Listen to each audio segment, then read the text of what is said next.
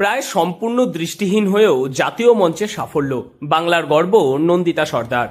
নদিয়া জেলার নবদ্বীপের এক অদম্য কিশোরী আজ বাংলার ক্রীড়াক্ষেত্রের অনুপ্রেরণার নাম। প্রায় 90% দৃষ্টিহীন নন্দিতা সর্দার সম্প্রতি দেরাদুনে অনুষ্ঠিত জাতীয় স্তরের ফুটবল প্রতিযোগিতায় বাংলার দলকে দ্বিতীয় স্থানে পৌঁছে দিয়েছে। অল্পের জন্য রানার্স আপ হলেও তার লড়াই ও পারফরমেন্স চোখে পড়ার মতো, আর সামান্য ব্যবধানে প্রথম স্থান হাতছাড়া হয়। এর আগেও দিল্লি ও হরিয়ানা দলের বিরুদ্ধে খেলে নিজের প্রতিভার স্বাক্ষর রেখেছে নন্দিতা। আশ্চর্যের বিষয়, খুব বেশি দিন হয়নি ফুটবলে হাতেখড়ি তার, তবু স্বাভাবিক গতিতেই নয়, দুরন্ত গতিতে এগিয়ে গিয়ে সে পেয়ে যায় জাতীয় পর্যায়ে খেলার সুযোগ। বর্তমানে স্ট্রাইকার পজিশনে খেলছে নন্দিতা, আর গোলের সামনে তার আত্মবিশ্বাস প্রশংসনীয়। আমি সম্প্রতি দেরাদুন খেলতে গেছি। আচ্ছা, কি খেলতে গিয়েছিলে? ফুটবল। আচ্ছা, সেখানে কি হয়েছে তোমরা? আমরা রানার্স আপ হয়েছি। কোন দলকে হারিয়েছো?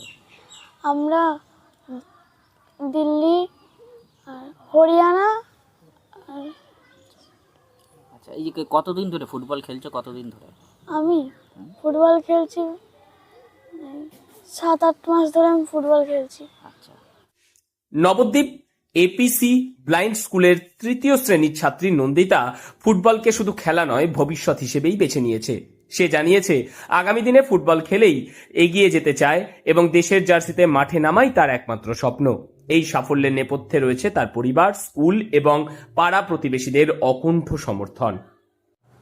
এই বর্তমানে ফুটবল নিয়েই এখন থাকে। ফুটবল নিয়ে। হ্যাঁ। আচ্ছা, এই যে ফুটবল খেলার এটা কোথায় কোথায় ও মানে এখন সম্প্রতি কোথায় চান্স পেয়েছে?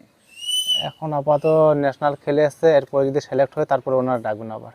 আচ্ছা, মানে জাতীয় দলে উনি মোটামুটি একটা সিলেকশন কমিটি তো ডাক পেয়েছে। হ্যাঁ, পেয়েছে এটা। আচ্ছা, তো এই সম্প্রতি কোথায় খেলতে গিয়েছিল?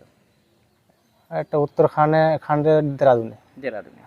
তা এদের টিম এবার কোন পজিশন পেয়েছে খেলায়? Runners up.